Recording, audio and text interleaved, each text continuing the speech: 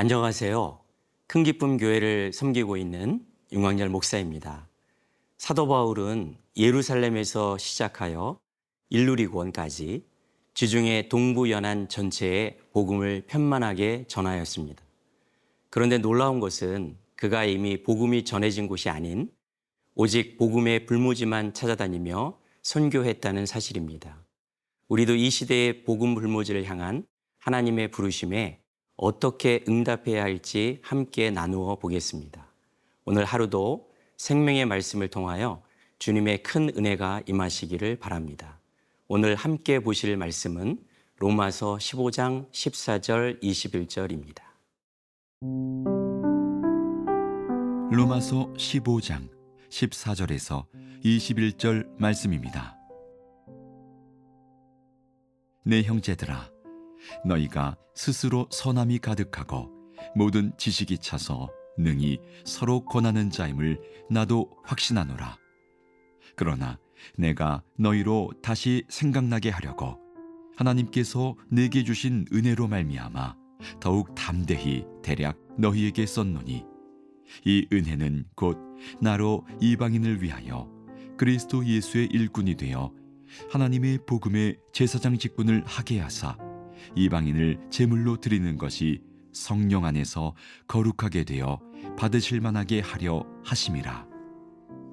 그러므로 내가 그리스도 예수 안에서 하나님의 일에 대하여 자랑하는 것이 있거니와, 그리스도께서 이방인들을 순종하게 하기 위하여 나를 통하여 역사하신 것 외에는 내가 감히 말하지 아니하노라.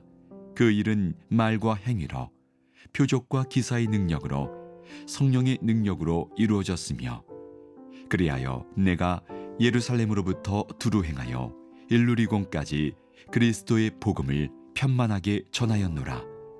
또 내가 그리스도의 이름을 부르는 곳에는 복음을 전하지 않기를 힘썼노니, 이는 남의 터 위에 건축하지 아니하려 함이라.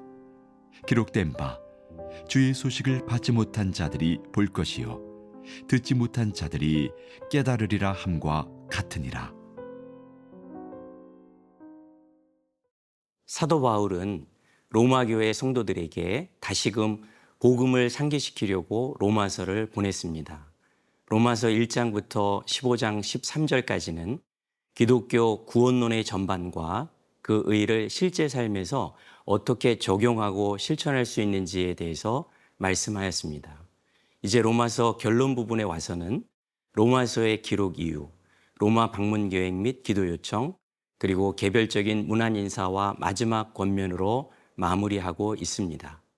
먼저 사도 바울은 15절에서 본 서신을 쓴 이유가 하나님께 받은 은혜를 따라 로마 성도들이 이미 알고 있는 복음을 상기시키기 위함이라고 말씀합니다. 그러면서 사도 바울은 자신이 받은 은혜를 고백하는데, 이는 바울 자신이 이방인을 위한 복음의 제사장 직무를 맡았음을 밝히고 이방인을 위해서 했던 그동안의 사역을 간략하게 소개하고 있습니다. 로마서 15장 16절과 19절 말씀입니다. 이 은혜는 곧 나로 이방인을 위하여 그리스도 예수의 일꾼이 되어 하나님의 복음의 제사장 직분을 하게 하사 이방인을 제물로 드리는 것이 성령 안에서 거룩하게 되어 받으실 만하게 하려 하심이라. 표적과 기사의 능력으로, 성령의 능력으로 이루어졌으며, 그리하여 내가 예루살렘으로부터 두루 행하여 일루리곤까지 그리스도의 복음을 편만하게 전하였노라. 즉 바울은 자신이 예루살렘에서 시작하여 일루리곤까지 그리스도의 복음을 편만히 전하였으며, 이제 이 지방에서는 더 이상 일할 곳이 없음을 밝히고 있습니다. 일루리곤은 마게도냐 북서쪽에 위치한 지역으로서 이전에는 유고슬라비아와 현재 북부 알바니아에 해당하는 지역으로서 아드리아해를 사이에 두고 이탈리아 반도를 마주보고 있는 곳입니다. 예루살렘에서 일루리곤까지의 거리는 약 2253km나 떨어져 있는 아주 먼 지역입니다. 결국 사도 바울이 로마서를 기록할 무렵에 그는 지중해 동부 연안의 사역을 마무리할 예정이었습니다. 그리고 당시 땅끝으로 알려진 서바나, 즉 스페인으로 나가려는 선교의 열정과 비전을 가지고 로마를 방문하려는 계획을 갖고 있었습니다.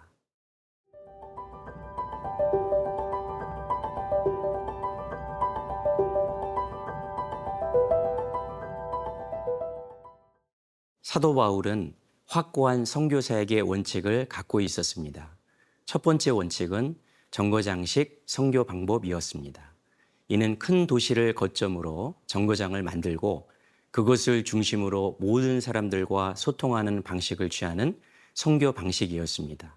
즉 사도 바울은 선교 전략상 중요한 요충지에 복음을 전하고 나머지는 그들에게 맡기는 선교의 방법을 취했습니다. 그리고 두 번째 바울의 선교 정책은 20절에 나오고 있습니다. 또 내가 그리스도의 이름을 부르는 곳에는 복음을 전하지 않기를 힘썼노니 이는 남의 터 위에 건축하지 아니하려 함이라. 즉 바울은 이미 복음이 전파된 곳에는 선교하지 않고 말씀의 불모지에만 복음의 씨앗을 뿌리는 원칙을 고수하였습니다. 그는 이사야 52장 15절 말씀을 인용하면서 자신의 이러한 선교 전략은 구약의 예언 성취임을 확인시켜 줍니다. 이사야 52장 15절 말씀입니다. 그가 나라들을 놀라게 할 것이며 왕들은 그로 말미암아 그들의 입을 봉하리니 이는 그들이 아직 그들에게 전파되지 아니한 것을 볼 것이요 아직 듣지 못한 것을 깨달을 것임이라. 사랑하는 성도 여러분, 오늘 말씀처럼 예수 그리스도로 말미암아 복음이 없는 곳에 가서 그들에게 복음을 전함으로 자신의 삶을 드리기를 순종했던 이방인의 사도 바울처럼 우리도 오늘날 흑암에 갇힌 많은 복음의 불모지에 복음을 전하는 선교적 삶을 실천해야 할 것입니다. 우리가 오랫동안 교회 안에서 신앙생활을 하다 보면 교회 안에서 안주하는 삶을 살게 됩니다.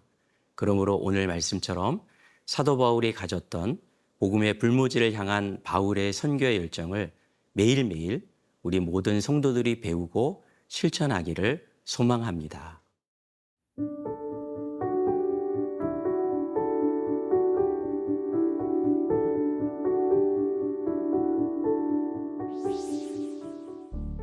주님, 예수님은 우리가 겨자씨 하나만큼의 믿음이 있다면 예수님이 하신 일보다도 더 큰 일을 할 수 있다는 도전을 주셨습니다. 이 시간 모든 믿음의 성도들이 사도 바울을 통해서 보여준 은혜의 복음을 전하는 열정과 비전을 품기를 원합니다.